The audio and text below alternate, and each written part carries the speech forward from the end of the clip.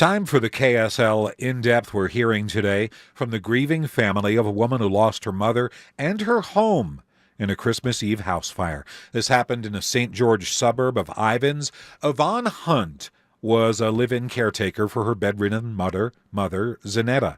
Yvonne's sister, Sarah Boatwright, says they have a large family, 12 biological kids, a foster brother, but it was Yvonne who dropped everything to move home and care for their parents when Dad, who was diagnosed with cancer several years ago, their father ended up losing his fight, but Zenetta begged Yvonne to stay. She's been taking care of them nonstop, and that is her life. And now she has no job. She has no insurance. She's been trying to get on Medicaid for the last 6 months so that she could have her cataracts removed and her carpal tunnel surgery done. And she keeps getting denied on Medicaid, and now she's lost everything, including my mom, in that fire. She has nothing. Here's how it happened. Aging wiring in the wall behind Zenetta's bed started to put off sparks. Yvonne heard popping sounds, went to see what was wrong, only to find her mother's bedroom full of thick smoke, flames chewing through the wall. She tried to put them out with a fire extinguisher, but couldn't get the device out of the holder.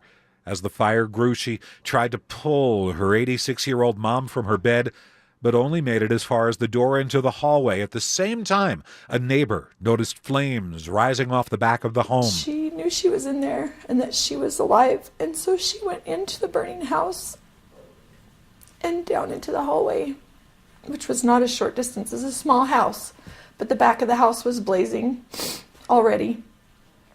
She went in. She said she couldn't hardly see. She couldn't breathe. And she saw my sister, and she saw that my mom was not moving. She wasn't making any sounds or movement at all. And she knew it was too late for my mom.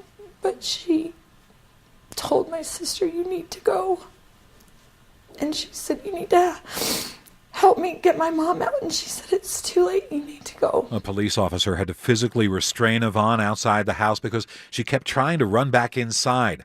Yvonne ended up at the hospital in intensive care, severe smoke inhalation, the illness. Sarah says their large family has rallied to her support. Her spirits are much better last night than they have been, because those of us who live in this area, quite a few of us, have been able to be at the hospital with her as much as possible so that she knows that we love and support her, and that we're so very sorry that she had to deal with this on her own. Sarah says they're incredibly grateful for all the help they've received from neighbors and friends. They brought blankets and hugs the night of the fire, food ever since. A friend has also started a GoFundMe account to help pay for Yvonne's medical costs.